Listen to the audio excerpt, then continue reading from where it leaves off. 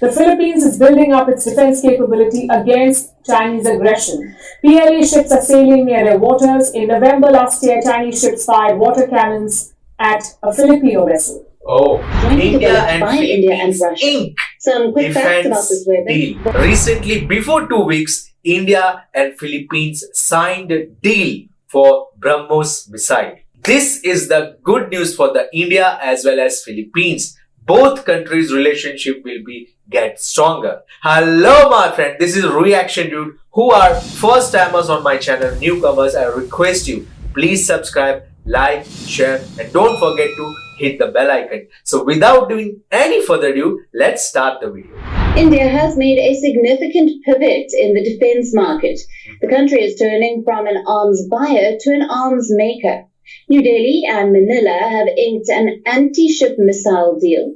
The flagship project They is have inked. It now means Brahmos they Missile already System, which is signed jointly developed by deal India and before 2 Russia. weeks. Some quick facts about this weapon. Brahmos is a medium-range supersonic cruise missile. They can be launched from land, ships, submarines, and aircraft. The accepted proposal is worth $374 million US. Now, this deal is important for two reasons.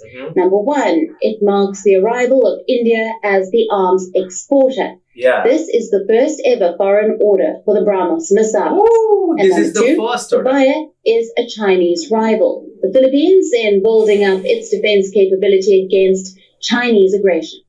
Oh. PLA ships are sailing near their waters.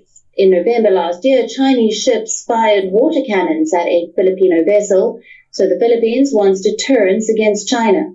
Now, India is pushing for its homemade defense systems. Conquering the big players like the United States and Russia will be a long road ahead, so India is starting with its neighbors in Asia. Now, apart from the Philippines, Vietnam and Indonesia have also expressed their interest in buying Brahmos. That's good. For more on this, we asked Principal Diplomatic Correspondent Sadan Civil has sent us this report from New Delhi. From New Delhi, okay. India and Philippines have signed the over $350 million defense deal regarding export of Brahmos missiles from India to Philippines. This is the biggest export in terms of defense in the history of independent India, and we know that the Indian envoy to Philippines has called it as a moment of deep pride and said that there will be elevation of the relationship to strategic partnership very soon.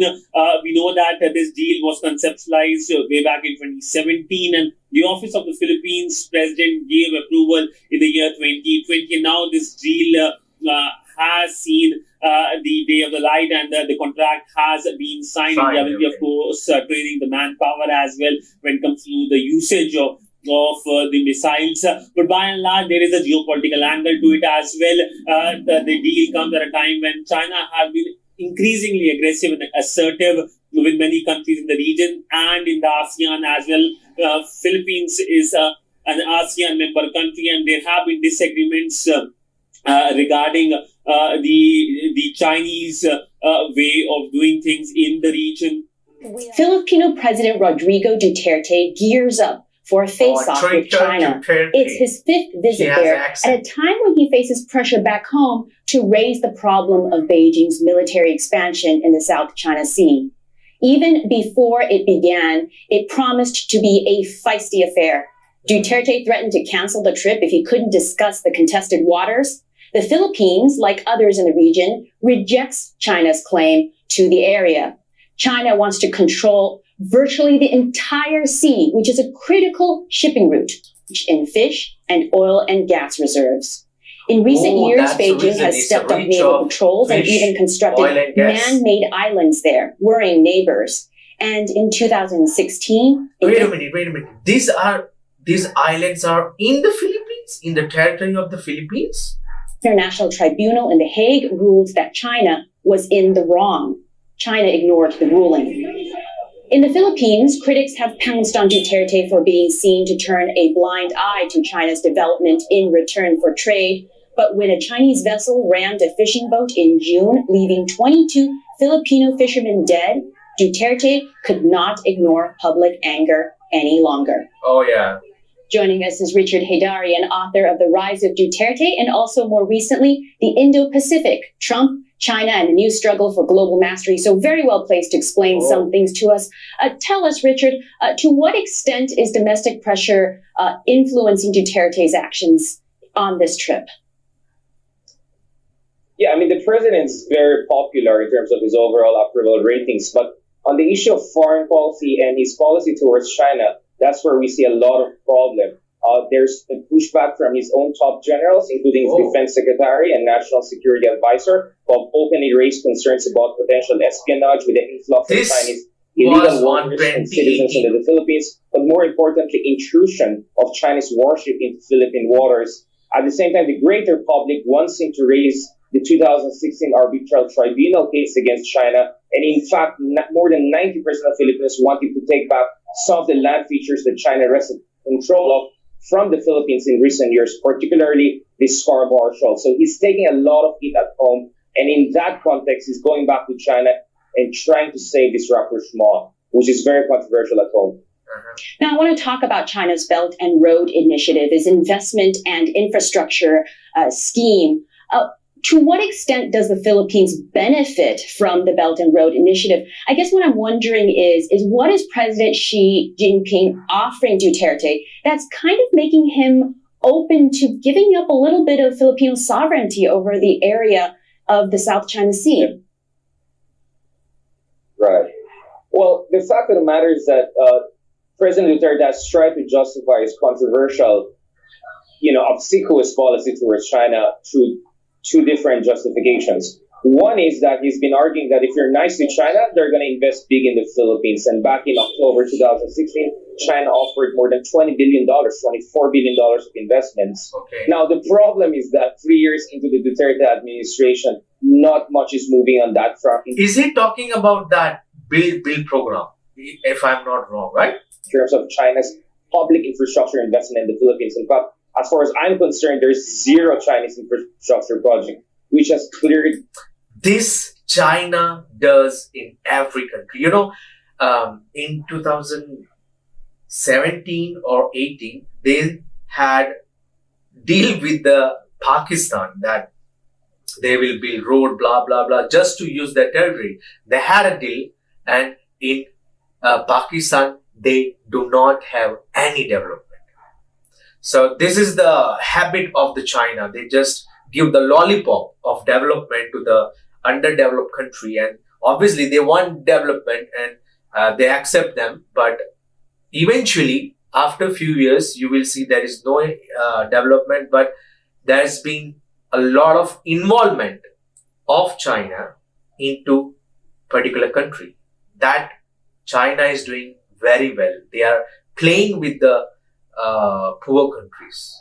That's the preliminary phases. And most of these projects, even in their initial phases in the bidding procedure, are facing controversies over potential debt trap or potential violation of the Philippine laws. So the Duterte's fallback option is to say, well, let's be nice to China, otherwise we'll have war with them, which is also not getting a lot of traction at home. And that is why he's taking a lot of heat and suddenly saying, you know what, I'm going to raise the arbitration award and confront China.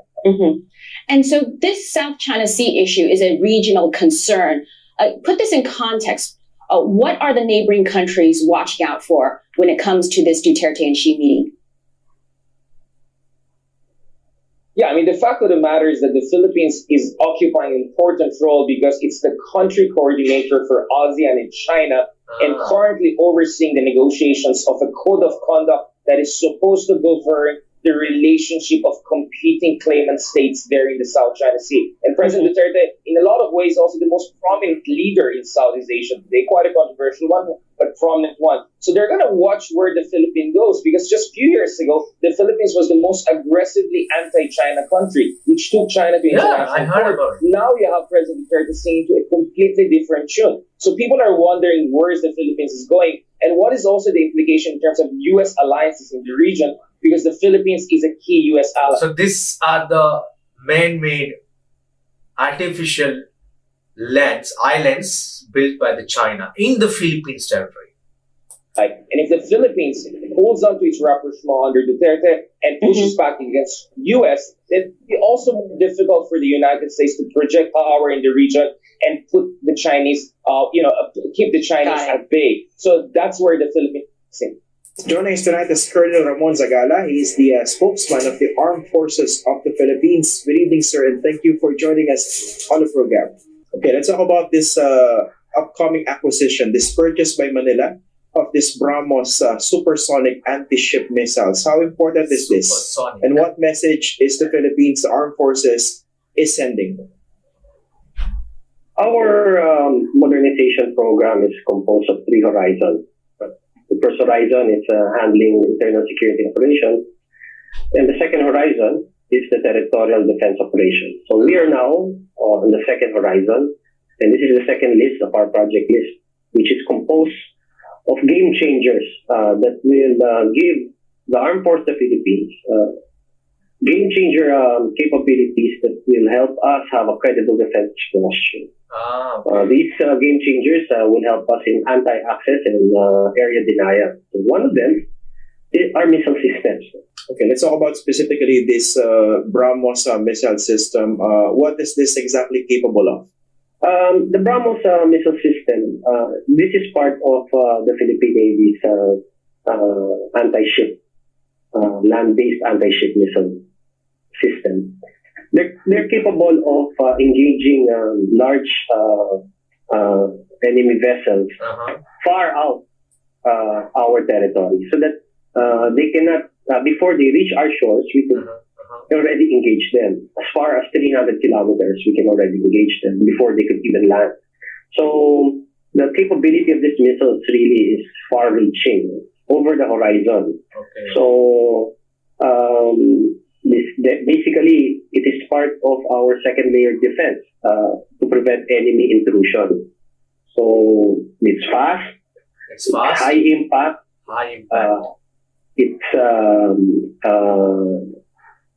reliable missile system. Now, let's know little about the Brahmos missile. With its speed, it becomes one of the world's fastest supersonic cruise missiles. The missile has some special features. They are universal for multiple platforms, fire and forget principle of operation, high supersonic speed all through the flight, long flight range with varieties of flight trajectories, low radar signature, shorter flight times leading to lower target dispersion and quicker engagement, pinpoint accuracy with high lethal power aided by large kinetic energy on impact. Next up, we will talk about the specifications. The Brahmos is equipped with stealth technology, designed to make it less visible to radar and other detection methods. It has an inertial navigation system for use against ship targets and a global positioning system for use against land targets. Terminal guidance is achieved through an active or passive radar. In addition, Brahmos has the capability of attacking surface targets by flying as low as 5 meters in altitude, and the maximum altitude it can fly is 14,000 meters. Wow, that's impressive. I when I was studying, I read somewhere that in 2013, India offered many times when they launched Brahmos for the first time. They requested, they tried to talk with the Philippines about exporting them this Brahmos missile, but somehow it didn't work out. But I remember in 2017, our president and India's president and Duterte, they met and they talked about this on detail about having a Brahmos missile. And actually that time itself, Rodrigo said yes, because that time Rodrigo was really aggressive towards the Chinese policies. So he said yes, and it looks like in few days it's going to be a deal.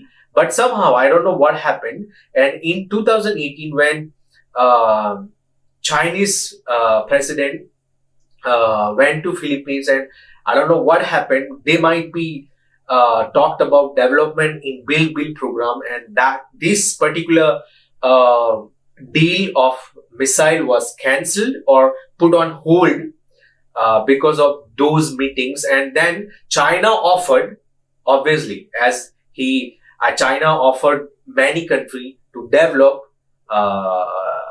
development in the country, and Philippines obviously accepted that, and that's how the journey of Bill program started. But as the experts say, it's been more than 3 years.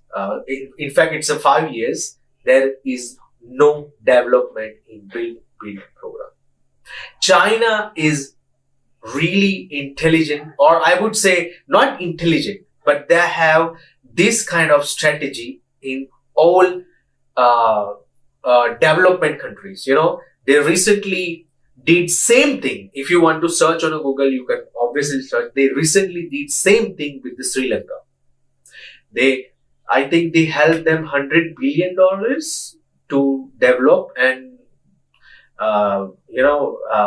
build some high programs and developments, but they didn't do anything. It's been like 6 years or 5 years now. Sri Lanka and China had a deal in 2016, but no development at all.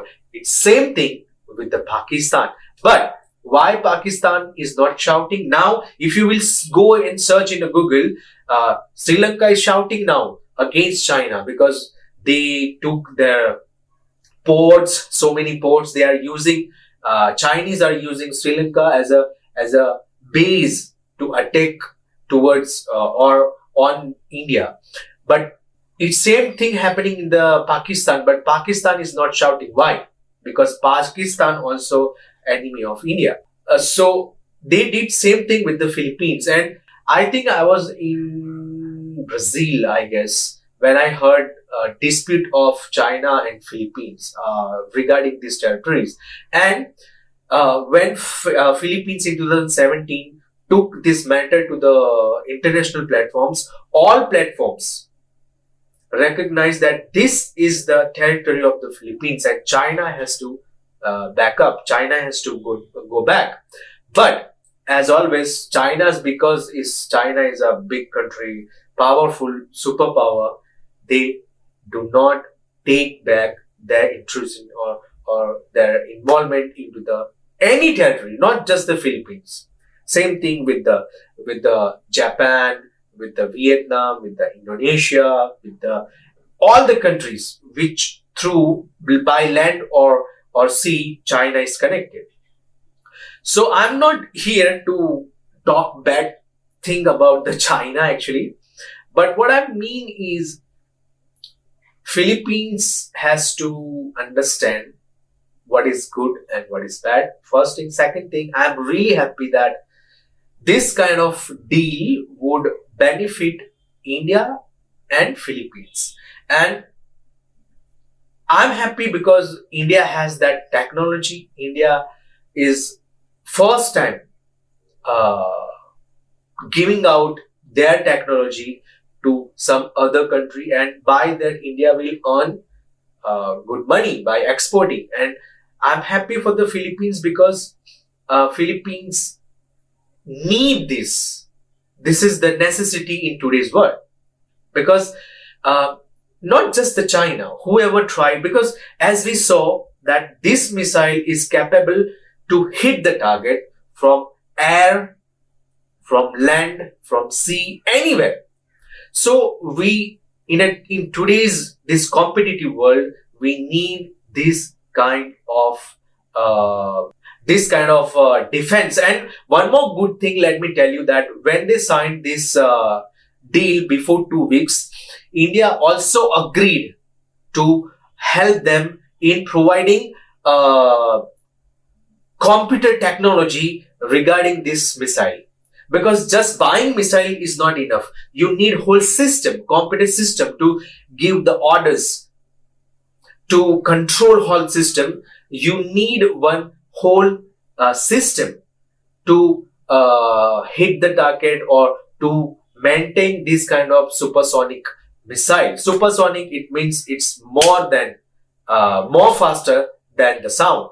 So I'm really happy for whatever happened between Philippines and India. It will make stronger relationship between two countries. And as I always say that Philippines is my undetachable part of my life, and I cannot detach from Philippines. And you all know why it is like that. But I'm really happy for the India, happy with the Philippines, and I wish and I hope in future, not only India export, we export from the Philippines so many good varieties like good food, seasonal things, a lot of products. I know Philippines is capable of making so much electronic items. So I wish this could happen, and ultimately Philippines and India's good relation is my goal, and I wish and pray that will continue in the future.